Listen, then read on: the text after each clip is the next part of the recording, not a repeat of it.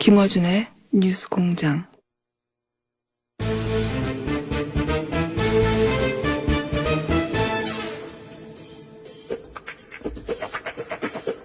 정치구단주 국민의당 박지원 전 대표 스튜디오에 나오셨습니다. 안녕하십니까? 왜 그렇게 처음부터 기분 좋아해요? 아니 남의 당 망해가니까 좋아요? 망해가니까 평창 올림픽에 태극기 들고 하자고 하니까 좋아요? 그러니까 네. 공장장이 네. 실력 없다고 세상 사람들이 다 얘기하는 거예요. 그건 무시간 안철수는 하는 얘기고 좋아하는 거예요. 좀 사람이 좀 진지해봐요. 민족 문제, 통일 문제를 갖다가 그렇게 무식하게 얘기하는 그런 분들을 얘기하려고 좋아하고 웃고 그러면은 네. 국민이 노합니다. 안철수 대표가 이제 평창 올림픽 때 한반도기도 안 되고 인공기도 안 된다 이 말해서 지금 그 말을 하시는 거죠? 그렇죠. 네. 태극기만 들재요. 태극기만. 예. 그러면 인공기도 안 된다는 얘기는 왜 나왔을까요? 무식하니까 그렇죠. 그리고 뭐가 재밌냐면은 네. 북한 인공기가 올라가고 북한 국가가 울린다. 이건요 시상식에는 예. 동시 입장할 때는 한반도 기를 들고 입장하더라도 시상식에는 대한민국 선수가 금메달 따면은 태극기가 애국가가 울려 퍼지고 북한 선수가 금메달 따면은 인공기가 북한 국가가 울려 퍼지는 거예요. 네. 텔레비도 안 봤나 봐요. 초등학생이면 다 아는데 정치가 초딩 수준이라고 하더니 진짜 그런 말도 했나요? 너무 부끄러워요. 시상식에서 북한 북한 국가 울려 퍼질까봐 안 된다는 말을 했나요? 그건 제가 모르는데. 인공기가 다 올라가고 네. 북한 국가가 나오면 안 된다. 그건 뭐예요? 그래가지고 기자들이 어떻게 그렇게 얘기하냐 그러니까는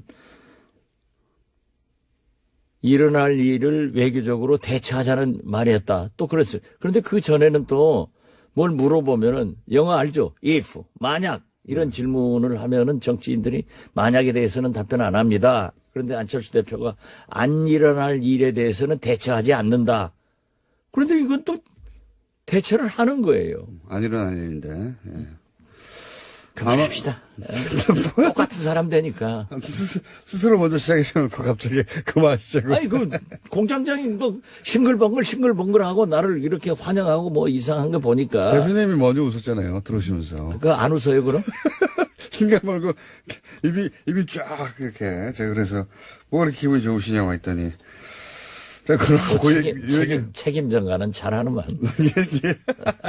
요 얘기 여기까지만 하고요.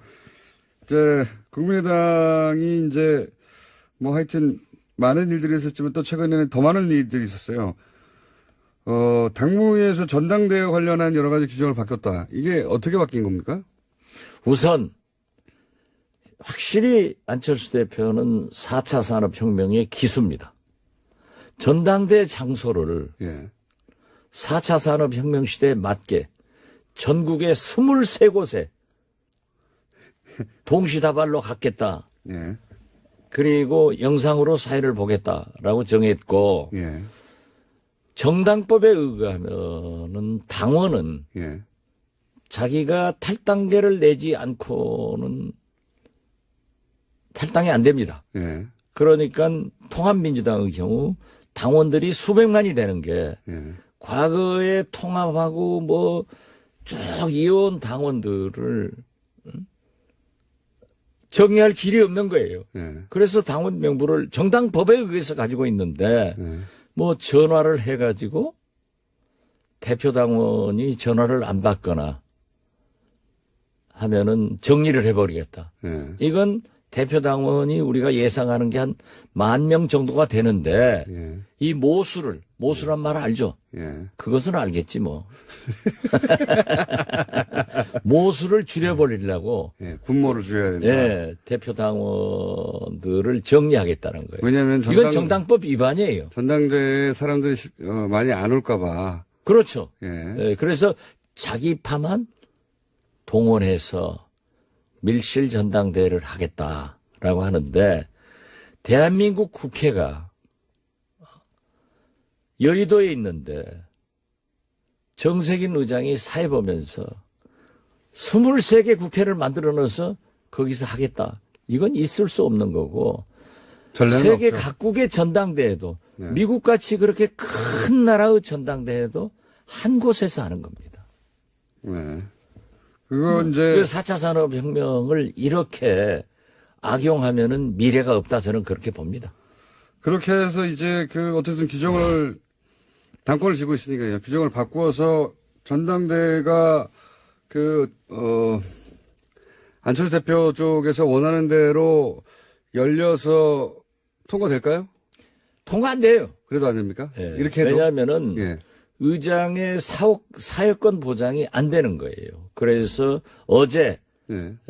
우리 개혁신당 창당 준비위원회에서 법원에 가처분 신청을 했는데요. 예. 이건 저는 사법부에서 결정할 일이지만은 인용이 될 겁니다. 설사 기각이 된다 하더라도 전당대 의장은 이상돈 의원이고 이상돈 의원이 몸을 23개로 갈라야 됩니까? 지금 그러면 이건 박정희 전두환도 이런 짓 안 했어요. 정확하게 지금 법원에 가 있는 사안이 뭐죠? 이게 지금 이런 말씀하신 23곳으로 가르고 하는 것이 그리고 대표당원 문제하고. 대표당원 문제가 이게 정당법을 위반하는 것이다. 네, 그렇죠. 네. 그래서 이걸 막아달라. 예. 당규 예. 개정을. 예. 그 재판장을 우리 김어준 공장장이 했으면 참 잘할 건데. 고시를 합격 못 했으니 뭐. 쳐본 적도 없습니다. 그러면 만약에 그게 법원에서 정당의 문제는 정당이 해결하라고 발을 빼면 또 어떡하죠? 이것은 어려울 거예요. 어렵다. 제가 법사위원을 지금 12년째 하고 있는데 네. 되게 절차적 문제에 대해서는 하지만은 전당대회를 23곳에서 개최해도 좋다. 네. 정당법을 초월해서 대표당원을 정리하는 것이 가능하다라고 하면은 법을 깨버리는 거예요. 그렇게 되면 그렇다. 그렇죠. 앞으로 대법원 전원 합의비가 판결을 하는데 23개 놓고 대법원장이 돌아다니면서 동시에 한다고 하니까 불가능한 거죠. 그렇게 전망을 하시는데 혹여라도 법원에 이제 이게 너무 부담스러운 사안이니까 발을 빼면 어떡합니까? 기각되면은 예, 그다음에 기각대로 하는 거예요. 기각되면은 예. 이제 그러면 이상돈 전당대 의장이 예. 적절한 조치를 할 겁니다. 그런데 여기에서 얘기하면은 또 저 사람들은 4차원 세계에서 살고 4차 산업혁명이 기수기 때문에 또 다른 기상천외한 것을 대응을 하니까 얘기는 하지 않지만은 전당대회는 안 돼요. 지금 전당대 의장이 예. 개를 선언하고 안건을 상정하고 토론을 하고 표결을 하고 개표를 하고 결과를 발표하고 이런 절차적 민주주의가 세계 각국에 똑같은 회의 방법이 있어요. 이것을 무시하고 23곳에서 해가지고 의장이 없는데 누가 선포해요. 그러니까는 또 이제 그건 못했어요. 차마 꼴뚜기도 있겠죠. 낯짝이 있겠지. 전당대 의장이 사회를 해태할 때 잘 안 본다고 하면은 당대표나 그 사회를 본다. 이 규정을 만들려고 했대요. 국회의장이 정세균 의장이 국회를 안 열면은 대법원장이 와서 사회를 볼 겁니까? 대통령이 사회를 볼 겁니까? 국회는 국회의장이 보는 거고 전당대회는 전당대 의장이 보는 거예요. 그런 걸 몰라가지고 자꾸 불필요한 질문에. 오늘 유승민 안철수 대표가 공동 합당 통합 선언을 한다고 하는데 뭐 그런 선언을 안 해도 이제 통합하는지 다 알고 있긴 하지만 결국은 지금은 이제 여러 가지 절차적 문제가 있긴 하지만 결국은 어쨌든 하긴 할 거 아닙니까? 어떤 수단과 방법을 하잖아요. 할 거예요. 그죠? 제가 네. 처음부터 그랬잖아요. 안철수의 고집과 그런 면에 추진력이 출중한 사람이다. 어? 그런데 제가 뭐 여기 와서 안철수는 유시민의 아바타다라고 하니까 아주 우리 유승민의- 공장장이 좋아하셨는데 유승민의, 예. 이제 보니까는 형님 먼저 아우 먼저야. 그래요. 유승민 대표가 예. 내가 유시민을 좋아해서 자꾸 유승민은 싫어해요 저는. 유승민 대표가 한반도기 안 되고 태극기 들어야 된다. 예. 하니까는 그대로 또 유승민 따라하기를 하더라고요. 그러더니 이제 우리 안철수 대표는 한 발 더 나가서 인공기도 안 된다. 네. 그러면 북한 선수가 태극기들로 아라면 오겠어요? 이런 거 보면은 홍한유, 홍준표, 안철수, 유승민은 일란성 새 쌍둥이거나 삼란성 새 쌍둥이다. 이 길로 가기 위해서 통합선언을 하건 무슨 결혼선언을 하건 I don't care. 우리는 관심이 없어요.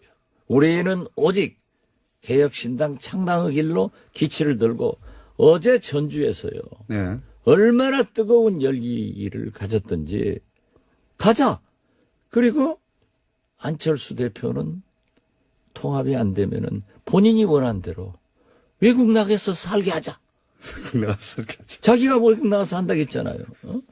그리고 창당 자금 1억 됐다가 가져가면서 이자까지 받아갔기 때문에 받아갈 돈 더 받아가서 외국 가서 그 장사나 해라. 이런 열기가요. 엄청나더라고요. 그리고 일부 전라북도 의원이 통합파가 있어요. 아주 열심히 하시는 분이. 네. 그분의 선거구에서도 탈당. 그리고 그분들이 전화가 와서 우리가 어디로 가야 되느냐. 우리는 절대 국민의당 안철수와 함께 갈 수 없다. 이걸 굉장히 강조하더라고요. 그래서 우리는 창당의 불씨를 당겨서 1월 28일 날 28일이요. 네. 창당준비위원회를 발족시키고 네. 2월 4일 날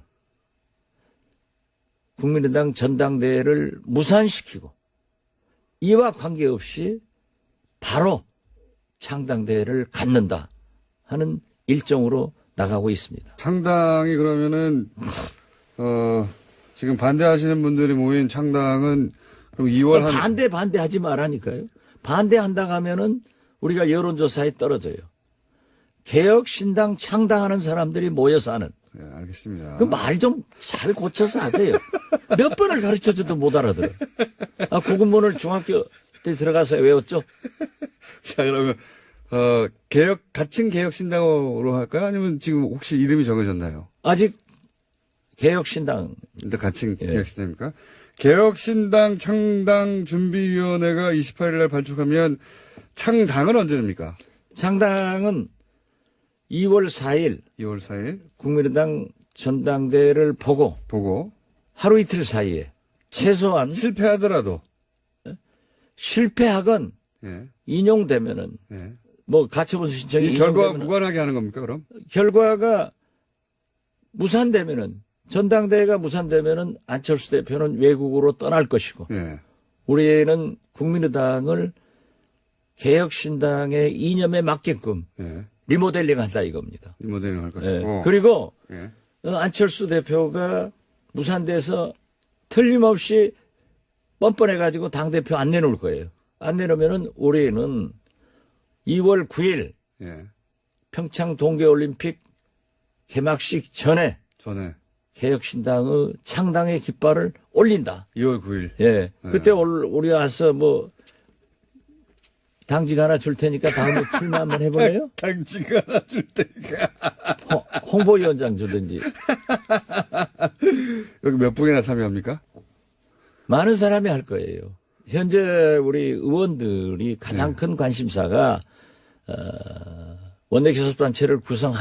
그러니까 20명이 되느냐 안 되느냐잖아요. 그런데 그게 1차적으로 구분이 저희는 목표는 하지만은 예. 연연하지 않겠습니다. 개문발차하면은 예. 다 우리에게 오게 돼 있습니다. 어제 저녁에도 몇 분 만나서 얘기를 했는데 지금 망설이는 분들이 있어요. 있겠죠. 당연히. 과연 창당까지 가셔야 되느냐. 네. 안철수 대표가 그전에 전당대를 못할 것 아니냐. 네. 그러면 우리 국민의당을 리모델링 하자 네. 하는 의견도 있지만은 그 말이 상식이 안 통할 뿐이에요. 그렇기 때문에 그렇게 무산되더라도 자기는 나는 외국으로 간다라고 하는 것은 공갈 협박이고 안 가겠죠. 안철수의 거짓말은 얼마나 계속되고 있어요. 안 가고 당 대표 버티고 앉았으면은 우리는 길이 없단 말이에요. 그리고 지금 지방선거는 5개월 남았는데 지방선거를 준비하는 우리 출마자들이 오지도 가지도 못하는 거예요. 그러니까요. 예. 어디 소속으로 나가야 될지 지금 결정해야 되니까. 못하는 거죠. 그렇기 때문에 그분들을 위해서도 또 그분들은 그래요. 저한테도 대표님은 선거가 3년 남았으니까 느긋하지만 우리는 4개월 남았는데 어떤 깃발을 들어야 됩니까? 무소속을 가야 됩니까? 또 호남에서는 민주당에서도 안 받아줘요. 자기들도 이미 짜여 있기 때문에. 네. 그렇기 때문에 시간이 너무 촉박하죠. 모든 게. 모든 게 촉박하죠. 네. 그러니까 그분들을 위해서도 우리가 개혁신당을 창당해야 된다. 그리고 어제 전주에 개혁신당 창당 결의대회는 엄청나게 뜨거웠다. 그리고 그 요구가 하늘을 찔렀다. 이렇게 말씀드립니다. 두 가지 이제 문제가 남잡시게 하나는 중립이라고 이제 이야기되던 분들은 도대체 어떻게 할 것인가. 그리고 비례대표 중에 분명히 안철수 대표와 함께하지 않겠다고 뜻을 표명했던 분들이 있는데 그분들은 또 어떻게 되느냐. 이 창당할 때. 그 문제는 어떻게 되고 있습니까? 중립을 표명, 소위 중재파, 네. 우리 박주선, 네. 김동철, 네. 뭐 황주홍 네. 이런 분들이 계세요. 예. 주승용 의원은 조금 뭐 자기는 통합하에 네. 있겠다. 그건 잘 모르겠어요. 그러나 저는 그분들도 우리에게 오리라고 봅니다. 왜 그렇게 그리고 중재파들도 어떤 경우에도 통합은 반대한다. 안철수 대표가 나가라. 그렇기 때문에 우리가 개문발차하면은 나중에 버스에 올라타는 것은 조금 늦더라도 함께 한다. 저는 이렇게 보고 있고요. 또 안철수 대표와 가깝게 지내는 당직을 가지고 있는 의원들도 예. 지금 이런 얘기를 해요. 자기들이 당직을 물러나고 안철수 대표를 비난하지 않은 채 합류할 수 있다. 개혁신당에 참여하겠다. 비례대표는요. 예. 지금 유승민 대표마저도 정치적 합의를 해서 해줘라. 그렇죠. 이런 얘기를 했고 과거에 안철수 대표도 경남 도의원, 부산 기초의원들을 민주당에 요구해서 제명시켜줘서 예. 받아온 적이 있습니다. 국민의당으로 그랬던 적이 자기는 하고 이제 와서는 자기는 못하겠다라고 하지만은 합의의원이 될 겁니다. 결국은 된다고. 예. 만약에 예. 우리가 다 가져가 버리면 전당대회를 무산돼 가지고 안철수 대표가 외국으로 가면 모르지만은 여기서 정치한다고 하면은 안철수 대표가 저희들한테 합의위원 해 주시오라고 사정할 날도 온다. 저는 그렇게 보기 때문에 또 만약 이것도 저것도 안 된다고 하더라도 우리가 지역구 의원들로 개문발차를 하면은 민주당 죄송합니다. 국민의당 소속으로 있는 비례대표 의원들이 우리하고 행동을 해버리면 끝나는 거예요. 사실상 원내교섭단체가 된다. 저는 그렇게 봅니다. 이렇게 생각하면 되는 겁니까? 그러니까 만약에 무산이 된다면 전당대회가 굉장히 중요하죠. 전당대회가 만약에 무산된다면 전당대회가 무산되어도 지금 어떻게 했어든 안철수 대표는 그 유승민 대표하고 합당을 해야 되는 거 아닙니까 지금? 그렇지 않으면 정치적으로 갈 길이 없잖아요. 그럴 때 아니 무산되면은 자기는 외국 간다고 그랬어요. 외국 가겠습니까? 그러니까 안 가죠. 안 가죠. 그러니까 거짓말을 한두 번 했어요. 근데 제 말은 그때 합의이혼이 이루어질 수 있을 것이다. 그러니까 전당대회는 실패했으니까 전당대회 이외에 이제 서로 갈라지는 방법은 서로 조건에 맞춰서 합의원을 깨끗하게 하는 거 아닙니까? 그때 합의원이 될 수 있을 것이다. 그래서 그렇게 예. 과거에는 정치 공학적으로 여러 가지 계산을 했습니다. 그렇지만 지금 21세기 4차 산업혁명 시대에 살고 있는 우리 국민들, 젊은이들은 깨끗한 것을 요구하는 거예요. 그래서 저는 그렇게 주장을 합니다. 제가 나이는 먹었어도 저는 진짜 이 적응력이 빨라요. 엄청나게 많으시죠, 아주. 예. 그렇기 때문에 SNS도 제가 제일 잘하는데 이건 내 홍보. 예. 돈 안 내고 홍보하는 거예요. 그런데 그렇게 정치적 계산을 하는 구정치 하지 말자 이거예요. 우리가 비례대표건 지역구 의원이건 원내 교섭단체가 안 되더라도 깨끗하게 어떻게 홍안유하고 하느냐. 어떻게 평창 동계올림픽을 저렇게 파탄시켜보려고 하는 반민족적, 반통일적 세력과 정체성이 다른데 할 수 있느냐. 이걸 딱 구분해가지고 나와서 하면은 나머지 의원들도 다 우리에게 오기 때문에 결국 우리는 보다 큰 적폐 세력의 청산, 보다 큰 개혁을 위해서 우리가 우리의 길을 가자. 안 되는 길에 계산하고 연연하지 말자 하는 것이 안철수의 구정치와 다른 박지원의 새정치입니다. 전당대회 무산 그리고 합의위원 이렇게 정도 생각하면 되겠네요. 합의위원 뭐 기대는 하지만은 그 연연할 필요 없어요. 그것도 연할 필요가 없다. 예. 어차피 그게 지지부진할지라도 창당은 그냥 간다. 창당한다. 그리고 비례대표 의원들은 비록 소속은 국민의당에 있다 하더라도 우리하고 같이 활동을 하기 때문에 우리 의원총회 오기 때문에 우리하고 같이 표결에 참여를 하기 때문에 실질적인 원내교섭단체 활동을 할 수 있고 지금 가장 큰 문제는 말이죠.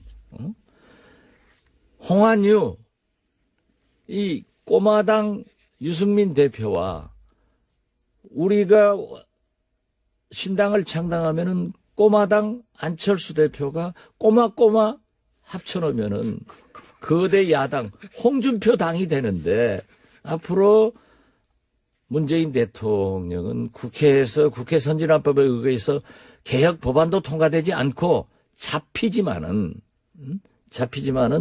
그래도 MB 그 어제 말이 되는 얘기를 하는 거예요? 여기까지만 하죠. 왜 한마디로 논평하면 어떻습니까? 어제 예. 제2의 전두환이죠.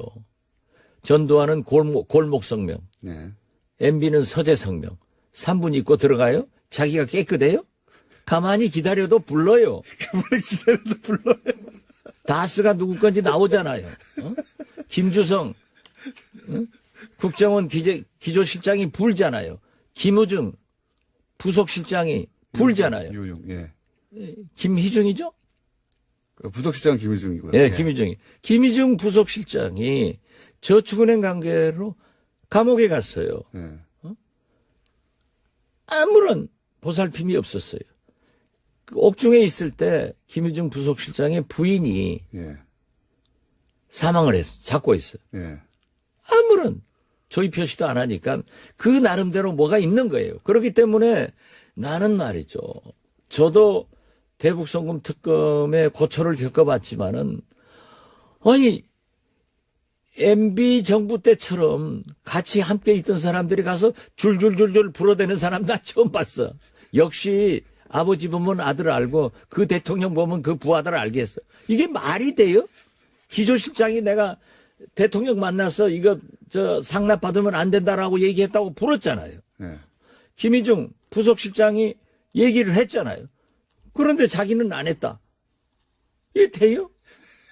그러니까 곧 가요. 가만히 있어도 부를 건데 왜 나를 불러라 하니까 뭐 자기가 정의의 사또야? 이게 말도 안 되는. 아무튼 정의의 사또. 이게 참나 웃기는 거죠. 다스는 누구 건가 나오잖아요. 그 김우중 다스 회 사장이 다 지시받아서 이렇게 했다. 김성우. 예. 이 김성우. 예. 예.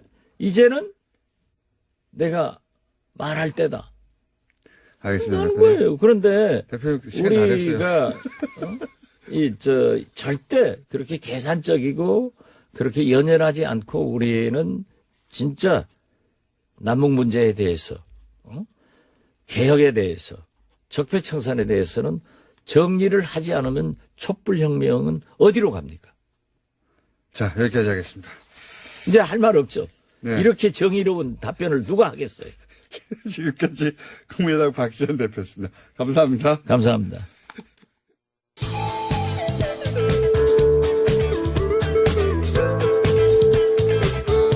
환상의 시사 아이돌 고깃빛깔 김호준.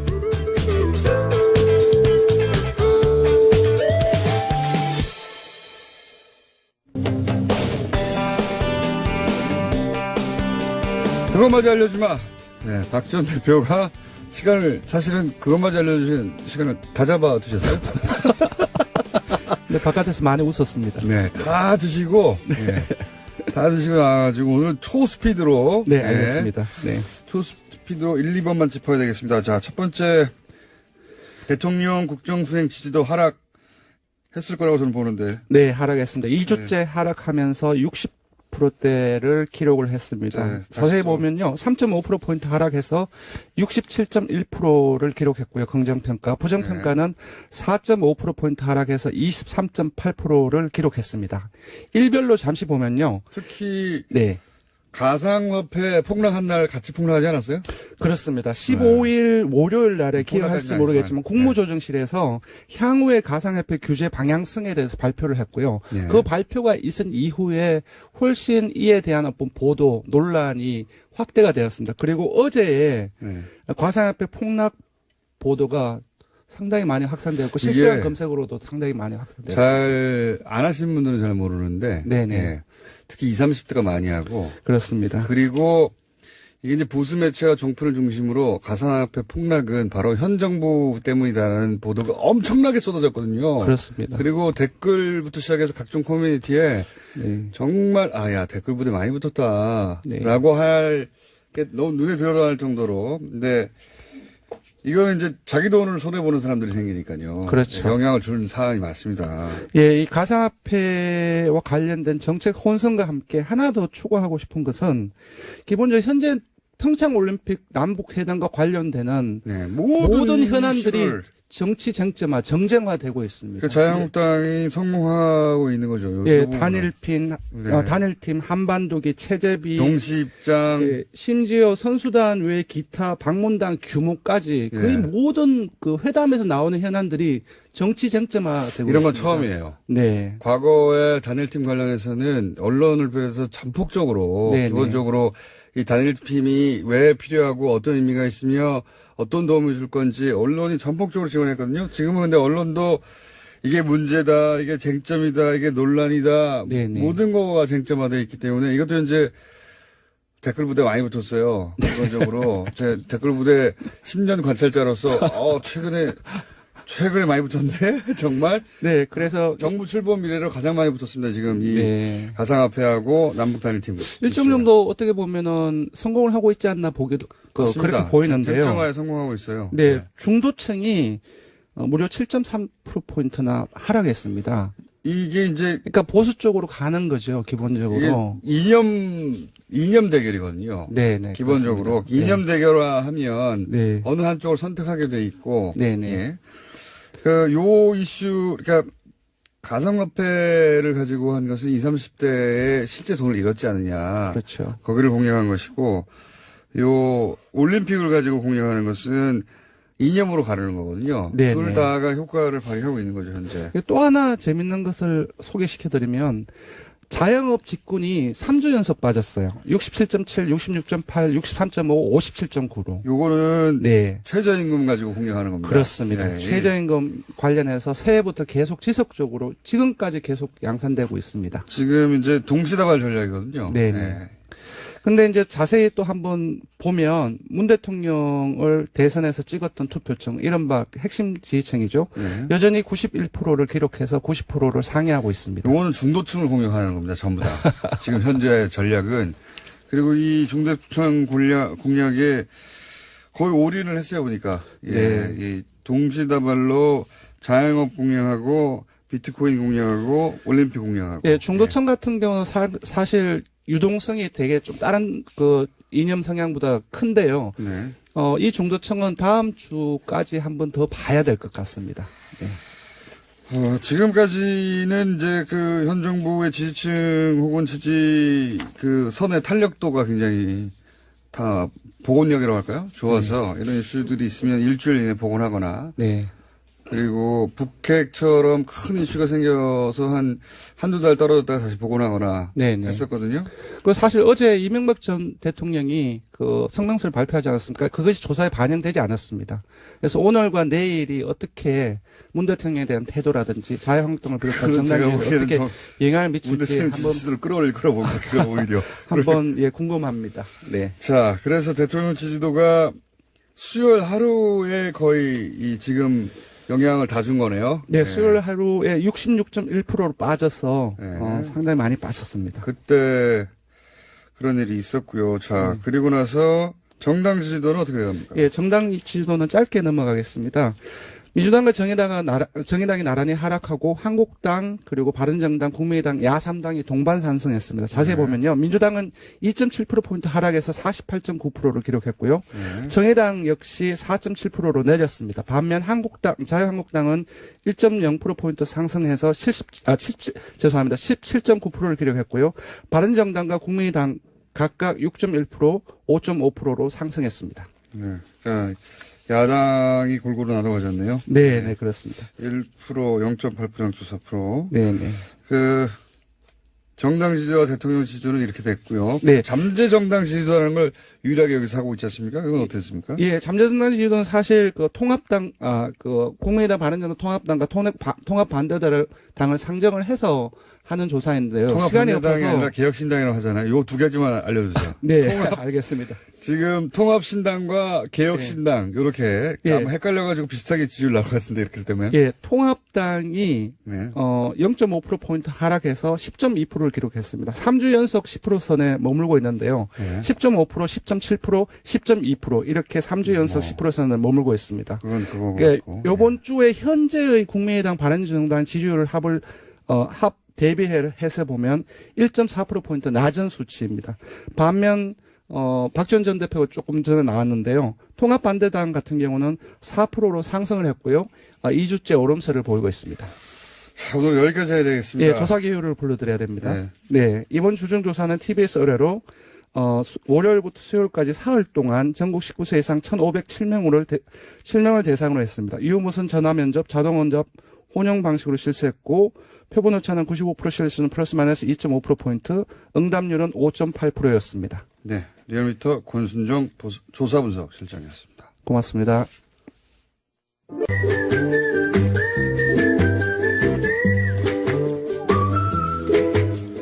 도시건축가 김진애 박사님 나오셨습니다. 네, 시간 많이 남았습니다. 걱정하지 마십시오. 무려 7분. 무려 7분. 예. 아니, 제가 겨울 동안에 정책 얘기를 좀 하겠다고 그러니까 재미가 없다고 이렇게 자꾸 줄이는 것 같은데.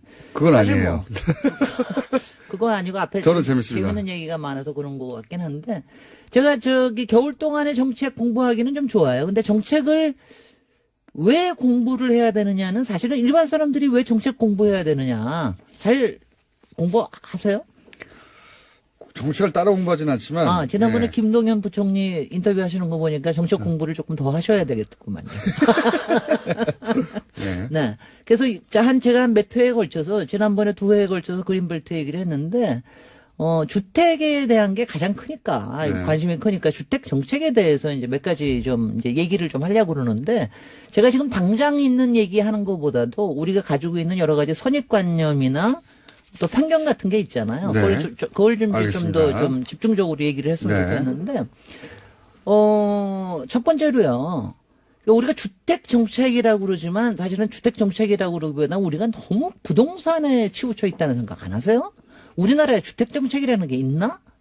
잘 라는 모릅니다. 생각이- 일반인들은. 아니, 그리고 보통 네. 사람들이 다 생각을 하는 게 부동산 정책으로 생각을 그렇죠. 해요. 그러니까 가령 이번에 김현미 장관의 주거복지 로드맵이라고 얘기를 했지만 네. 실질적으로 특히 이제 언론에서 받아들이는 거는 그걸 부동산으로 받아들여요. 네. 사실은. 그래서 네. 부동산으로 이제 해석을 하는 거죠. 어디가 뭐 그린벨트가 풀릴 거라는 둥, 네. 어디를 갖다가 겨냥을 하라는 둥, 뭐 이런 식으로 얘기를 하니까 그러니까 일단은 너무 지금 부동산 정책으로 또는 부동산이라는 거로 치환돼 있다라는 거에 대해서 아주 조금 바꿔야 될 그럼 필요가 어떻게 있어요. 바꿔야 됩니까? 아니 그걸 바꾸는 거는 뭐 예. 사실은 별거 없어요.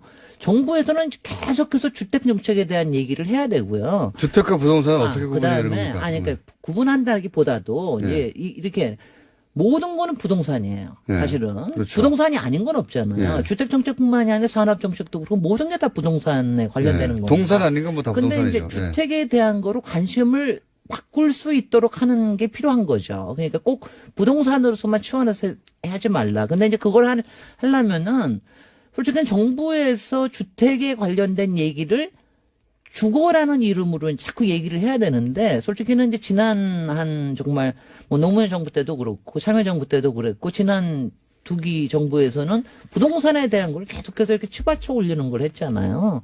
그래서 그걸 좀 바꾸는 게 좀 필요하다. 그 의미 구분이 잘 안 아니, 가는데요. 그 의미 구분을 이제 이렇게 합시다. 의미 네. 구분이 안 되는 거는 의미 구분이 안 되는 거는 이제 총수님의 문제고 가령 이제 이런 거예요. 네, 좀 구분을 해주세요. 아니 구분을 하는 게 아니라 지금도 주거복지 하면은 이번에도 주택 공급에 관련된 문제, 그다음에 부동산 값을 어떻게 집값 올라가는 거 어떻게 잡는 문제 이런 네. 거로 자꾸 얘기를 하거든요. 그렇죠, 그렇죠. 그렇게 얘기를 하는데 그런 얘기를 하는 것보다는 예. 가령 뭐 안전에 대한 얘기라든가 아니면 삶의 질에 대한 얘기라든가 아니면 리모델링에 대한 걸 어떻게 한다라든가 아니면 그러니까 아파트 집값만 가지고 얘기하는데 관리에 대한 얘기를 한다. 지금 아파트 관리 같은 거 엄청난 문제거든요. 그러니까 집값 얘기가 아니라 집에 집에 대한 관련된 삶의 질에 관한 삶의 질에 관련된 거를 얘기를 뭐 이런 그렇게 문제를 얘기하자. 얘기를 하는 거가 솔직히 지금 문재인 정부에서 좀 빠져 있다는 생각. 저는 요새 국토부에서 너무 주거복지 로드맵을 가지고 얘기를 하면서 이게 솔직히는 항상 그렇지만 항상 그랬습니다. 우리나라 뭐 지난 50년 동안 항상 재경부에 끌려다니거든요. 부동산에 끌려다닙니다. 그러니까 이거하고 그다음에는 이제 그런 의미에서 오늘 첫 번째 주제는 사실은 이거예요.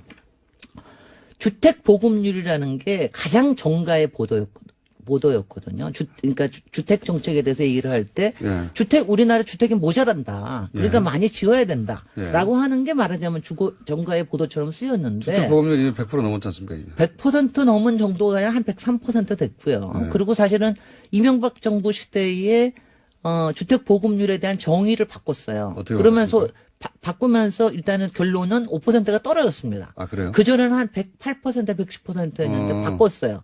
바꾼 이유가 이제 1인 가구 같은 걸 다 포함을 시킨 거죠. 가구 수에. 그러니까 뭐냐면 주택 보급률이라고 하는 거는 사실은 그것도 이용되기 위해서 국가에서 정의하는 경우가 상당히 있다라는 거. 그러니까 이명박 이거를 정부 시절에 그걸 바꾼 이유는 집을 더 많이 지어야 되니까. 그런 이유가 상당히 있다. 그다음에 또 하나는 그러니까 이 보급률이 낮아야 더 많이 진다. 더 그다음에 많이 두 번째로 명분식이니까. 하는 거는 예. 일단은 주택은 모자라지 않다. 지금 전체 통계가 한 103% 됩니다. 작년까지 네. 포함해서. 근데 그 그런데- 편중돼 있으니까요. 그런데 편중돼 있는 거 두 가지를 알아야 되는 게 그렇다고 집을 짓지 않는 건 말이 안 됩니다. 하나는 뭐냐면은 일반 시민들이 알아야 될 게 한 110% 정도까지가 될 때까지는 사실은 주택 시장이 안정되지는 않습니다. 왜냐하면 시장에서는 끊임없이 변동이 일어나고 그 안에서 빈집도 생기고 그래서 한 10% 정도는 그렇죠. 여유가 있어야 시장에 쿠션이 생긴다는 근데 거예요. 오래된 그거 집들도 하나. 있고. 예. 그다음에 두 번째는 지역마다 편차가 너무 심하다는 거. 그런 그러니까 것도 지금 있겠죠. 가령 충북이라든가 중부 지역은 거의 뭐 전남, 대구 뭐 이런 데는 110% 넘은 지가 꽤 오래됐어요. 그러니까 거긴 그런 넘치고. 데는보다도 예. 서울 수도권하고 가령 부산, 제주, 뭐 제주는 좀 투기 수요가 있기도 하지만 이런 데만 있다라는 거. 근데 이런 편차 때문에 생기는 문제를 꼭 공급이라는 문제로 풀지를 않았으면 좋겠다 하는 그럼 게 어떻게 제 풀어야 생각입니다. 됩니까? 아니, 공급이 그걸 아니라. 오늘 다 얘기하기는 어렵고요. 네. 그러니까 그 제가 힌트라도 이제- 주셔야죠. 아니 오늘은 일단은 주택 보급률이라는 거에 연연하지 말자. 그 다음에 우리나라의 일단 주택 수 자체는 모자라지 않다. 그러니까 이 모자라지 않은 거를 어떻게 활용하느냐 하는 문제도 국토부에서 얘기를 해야 되는 겁니다. 새로 짓는 것만이 새로 해법이, 짓는 것만 가지고 해법이 얘기하고 아니고 공부만 가지고 얘기하는 거는 이미 지어진 것을 여기서부터 시작을 해야 사실은 발상을 그렇게 좀 바꿔야 진정한 주택 정책이라는 게 이루어질 수 있다라는 거를 제가 좀 이제 오늘 먼저 스타트로 얘기를 하고요. 다음 주부터는 뭐 아파트 공화국, 단지 공화국, 왜 우리나라는 이렇게 아파트 공화국이냐, 왜 아파트만 이렇게 지으려고 그러냐, 1가구 1주택이라는 거는 그렇게 좋은 곳이냐, 뭐 임대주택은 우리한테 왜 이렇게 부족하냐, 뭐 이런 걸 가지고 좀 차분차분하게 얘기를 해보려고 그럽니다. 그런데 그러니까 이제 지금 오늘의 핵심은 그거네요. 그러니까 주택이 모자란다고 자꾸 공급하려고만 하지 말고 그 안에 있는 주택의 질을 가지고 생각을 해야 된다라는 거, 활용을 어떻게 해야 되는 거, 그다음 부동산으로만 보지 말라라는 거. 재산으로만 자꾸 접근해가지고 예, 모든 문제를 얘기하는데 그게 아니다. 아, 이거 어려운 이야기인데 필요한 이야기인 것 같습니다. 다음 주부터 본격적으로 이 얘기를 시작해 보겠습니다. 도시건축가 김재희 박사였습니다. 감사합니다. 안녕. 안녕. 회의 방법이 있어요. 이것을 무시하고 23곳에서 해가지고 의장이 없는데 누가 선포해요. 그러니까는 또 이제 그건 못했어요. 차마 꼴뚜기도 있겠죠. 낯짝이 있겠지. 전당대 의장이 사회를 해태할 때 잘 안 본다고 하면은 당대표나 그 사회를 본다. 이 규정을 만들려고 했대요. 국회의장이 정세균 의장이 국회를 안 열면은 대법원장이 와서 사회를 볼 겁니까? 대통령이 사회를 볼 겁니까? 국회는 국회의장이 보는 거고 전당대회는 전당대 의장이 보는 거예요. 그런 걸 몰라가지고 자꾸 불필요한 질문에. 오늘 유승민 안철수 대표가 공동 합당 통합선언을 한다고 하는데 뭐 그런 선언을 안 해도 이제 통합하는지 다 알고 있긴 하지만 결국은 지금은 이제 여러 가지 절차적 문제가 있긴 하지만 결국은 어쨌든 하긴 할 거 아닙니까? 어떤 수단과 방법을 하잖아요. 할 거예요. 그죠? 제가 네. 처음부터 그랬잖아요. 안철수의 고집과 그런 면에 추진력이 출중한 사람이다. 그런데 제가 뭐 여기 와서 안철수는 유시민의 아바타다라고 하니까 아주 우리 본장장이 좋아하셨는데 예. 이제 보니까는 형님 먼저 아우 먼저야. 그래요. 유승민 대표가 예. 내가 유시민을 좋아해서 자꾸 유승민은 싫어해요 저는. 유승민 대표가 한반도기 안 되고 태극기 들어야 된다. 예. 하니까는 그대로 또 유승민 따라하기를 하더라고요. 그러더니 이제 우리 안철수 대표는 한 발 더 나가서 인공기도 안 된다. 네. 그러면 북한 선수가 태극기들로 안 오겠어요? 이런 거 보면은 홍한유, 홍준표, 안철수, 유승민은 일란성 새 쌍둥이거나 삼란성 새 쌍둥이다. 이 길로 가기 위해서 통합선언을 하건 무슨 결혼선언을 하건 I don't care. 우리는 관심이 없어요. 우리는 오직 개혁신당 창당의 길로 기치를 들고 어제 전주에서요. 네. 얼마나 뜨거운 열기를 가졌던지 가자. 그리고 안철수 대표는 통합이 안 되면은 본인이 원한 대로 외국 나가서 살게 하자. 나가서 이렇게 하죠. 자기가 외국 나가서 한다고 했잖아요. 그리고 창당 자금 1억 됐다가 가져가면서 이자까지 받아갔기 때문에 받아갈 돈 더 받아가서 통과 안 돼요. 그래도 안 됩니까? 예. 이렇게 해도. 왜냐하면은 예. 의장의 사회권 보장이 안 되는 거예요. 그래서 어제 예. 우리 개혁신당 창당 준비위원회에서 법원에 가처분 신청을 했는데요. 예. 이건 저는 사법부에서 결정할 일이지만은 인용이 될 겁니다. 설사 기각이 된다 하더라도 전당대 의장은 이상돈 의원이고 이상돈 의원이 몸을 23개로 갈라야 됩니까? 지금 그러면 이건 박정희 전두환도 이런 짓 안 했어요. 정확하게 지금 법원에 가 있는 사안이 뭐죠? 그러니까 지금 이런 말씀하신 23곳으로 가르고 하는 것이 그리고 정당법, 대표당원 문제하고. 대표당원 문제가 이게 정당법을 위반하는 것이다. 네, 그렇죠. 네. 그래서 이걸 막아달라. 예. 당규 예. 개정을. 예. 그 재판장을 우리 김어준 공장장이 했으면 참 잘할 건데. 고시를 합격 못했으니 뭐. 쳐본 적도 없습니다. 그러면 만약에 그게 법원에서 정당의 문제는 정당이 해결하라고 발을 빼면 또 어떡하죠? 이것은 어려울 거예요. 어렵다. 제가 법사위원을 지금 뭐 12년째 하고 있는데 네.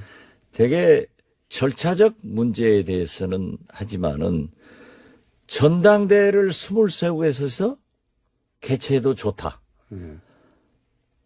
정당법을 초월해서 대표당원을 정리하는 것이 가능하다라고 하면은 법을 깨버리는 거예요.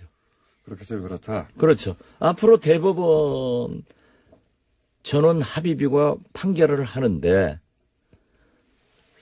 23개 놓고 대법원장이 돌아다니면서 동시에 한다고 하니까 불가능한 거죠. 그렇게 전망을 하시는데 혹여라도 그 법원이 이제 이게 너무 부담스러운 사안이니까 발을 빼면 어떡합니까? 기각되면은 예, 그다음에 기각대로 하는 거예요. 기각되면은 예. 이제 그러면 이상돈 전당대 의장이 예. 적절한 조치를 할 겁니다. 그런데 여기에서 얘기하면은 또 저 사람들은 4차원 세계에서 살고 4차 산업혁명이 기수기 때문에 또 다른 기상천외한 것을 대응을 하니까 얘기는 하지 않지만은 전당대회는 안 돼요. 지금 전당대 의장이 예. 개를 선언하고 안건을 상정하고 토론을 하고 표결을 하고 개표를 하고 결과를 발표하고 이런 절차적 민주주의가 세계 각국의 똑같은 공장장이 뭐 싱글벙글하고 나를 이렇게 환영하고 뭐 이상한 거 보니까 대표님이 먼저 웃었잖아요. 들어오시면서. 그거 안 웃어요 그럼? 신경 말고 입이 쫙 이렇게 제가 그래서 뭐 그렇게 기분이 좋으시냐고 했더니 제가 그럼 책임전가는 잘하는만. 요 얘기 여기까지만 하고요. 이제 국민의당이 이제 뭐 하여튼 많은 일들이 있었지만 또 최근에는 더 많은 일들이 있었어요. 당무위에서 전당대회 관련한 여러 가지 규정을 바뀌었다. 이게 어떻게 바뀐 겁니까? 우선 확실히 안철수 대표는 4차 산업혁명의 기수입니다. 전당대 장소를 예.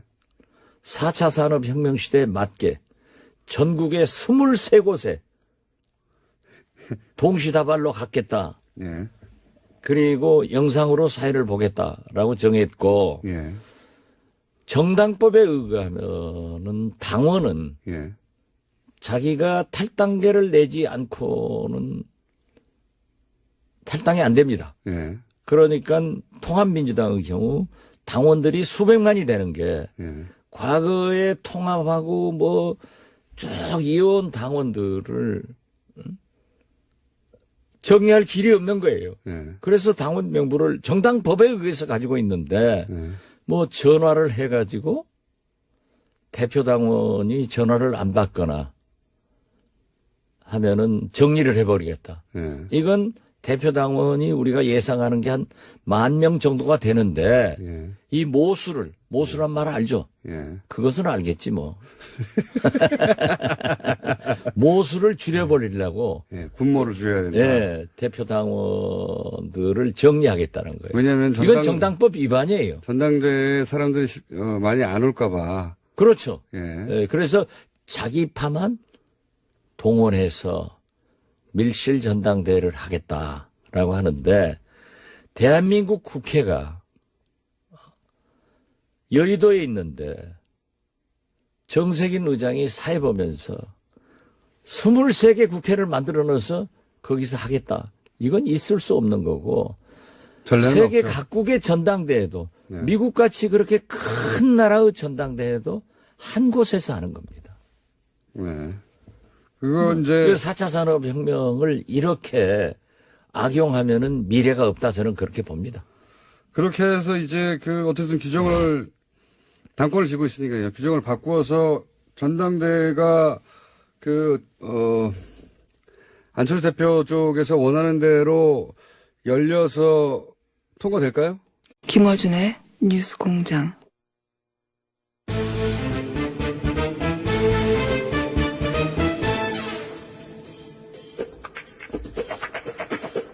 정치구단주 국민의당 박지원 전 대표 스테이 나오셨습니다. 안녕하십니까? 왜 그렇게 처음부터 기분 좋아해요? 아니 나무 당 망해가니까 좋아요? 망해가니까 제가 평창 올림픽에 태극기 들고 하자고 하니까 좋아요?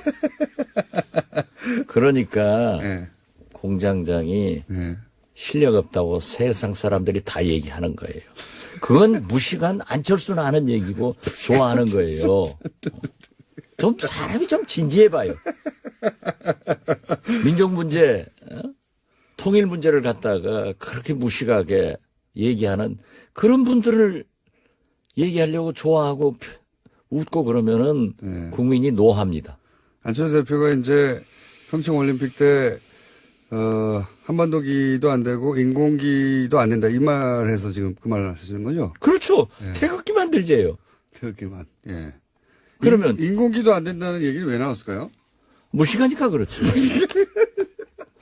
그리고 뭐가 재밌냐면은 네.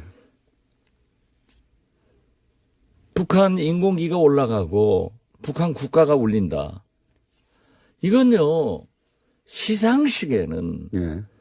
동시 입장할 때는 한반도 기를 들고 입장하더라도 시상식에는 대한민국 선수가 금메달 따면은 태극기가 애국가가 울려 퍼지고 북한 선수가 금메달 따면은 인공기가 북한 국가가 울려 퍼지는 거예요. 네. 텔레비도 안 봤나 봐요. 초등학생이면 다 아는데 정치가 초딩 수준이라고 하더니 진짜 그런 말도 했나요? 너무 부끄러워요. 시상식에서 아이고, 북한 국가 울려 퍼질까봐 안 된다는 말을 했나요? 그건 제가 모르는데. 인공기가 다 올라가고 네. 북한 국가가 나오면 안 된다. 그건 뭐예요? 그래가지고 기자들이 어떻게 그렇게 얘기하냐 그러니까는 일어날 일을 외교적으로 대처하자는 말이었다. 또 그랬어요. 그런데 그 전에는 또 뭘 물어보면은 영어 알죠? if, 만약 이런 질문을 하면은 정치인들이 만약에 대해서는 답변 안 합니다. 그런데 안철수 대표가 안 일어날 일에 대해서는 대처하지 않는다. 그런데 이건 또 대처를 하는 거예요. 안 일어난 일인데. 예. 그만합시다. 똑같은 사람 되니까. 스스로 먼저 시작해놓고 갑자기 그만하시자고. 아니, 외국 가서 그 장사나 해라. 이런 열기가요. 엄청나더라고요. 그리고 일부 전라북도 의원이 통합파가 있어요. 아주 열심히 하시는 분이. 네. 그분의 선거구에서도 탈당. 그리고 그분들이 전화가 와서 우리가 어디로 가야 되느냐. 우리는 절대 국민의당 안철수와 함께 갈 수 없다. 이걸 굉장히 강조하더라고요. 그래서 우리는 창당의 불씨를 댕겨서 1월 28일 날 28일이요. 네. 창당준비위원회를 발족시키고 네. 2월 4일 날 국민의당 전당대회를 무산시키고 이와 관계없이 바로 창당대회를 갖는다 하는 일정으로 나가고 있습니다. 창당이 그러면은 지금 반대하시는 분들이 모인 창당은 그럼 2월 반대하지 말라니까요. 반대한다고 하면은 우리가 여론조사에 떨어져요. 개혁신당 창당하는 사람들이 모여서 하는. 네, 알겠습니다. 그 말 좀 잘 고쳐서 하세요. 몇 번을 가르쳐줘도 못 알아들어. 구군문을 중학교 때 들어가서 외웠죠? 자, 그러면 같은 개혁신당으로 할까요? 아니면 지금 혹시 이름이 정해졌나요? 아직 개혁신당. 일단 같은 예. 개혁신당입니까? 개혁신당 창당준비위원회가 28일 날 발족하면 창당은 언제 됩니까? 창당은 2월 4일 2월 4일 국민의당 전당대회를 보고 하루 이틀 사이에 최소한 실패하더라도 실패하건 예. 인용되면은 예. 가처분 신청이 이 결과와 인용되면은 무관하게 하는 겁니까, 그럼? 결과가 무산되면은 전당대회가 무산되면은 안철수 대표는 외국으로 떠날 것이고 예. 우리는 국민의당을 개혁신당의 이념에 맞게끔 예. 리모델링 한다 이겁니다. 리모델링 할 예. 것이고. 그리고 예. 안철수 대표가 무산돼서 틀림없이 뻔뻔해가지고 당대표 안 내놓을 거예요. 안 내놓으면은 올해는 2월 9일 예. 평창 동계올림픽 개막식 전에 개혁신당의 창당의 깃발을 올린다. 2월 9일. 예. 그때 우리 와서 뭐 당직 하나 줄 테니까 다음에 출마 한번 해볼래요? 당직 하나 줄 테니까. 홍보위원장 주든지. 여기 몇 분이나 참여합니까? 많은 사람이 할 거예요. 현재 우리 의원들이 가장 큰 관심사가 원내교섭단체를 구성하는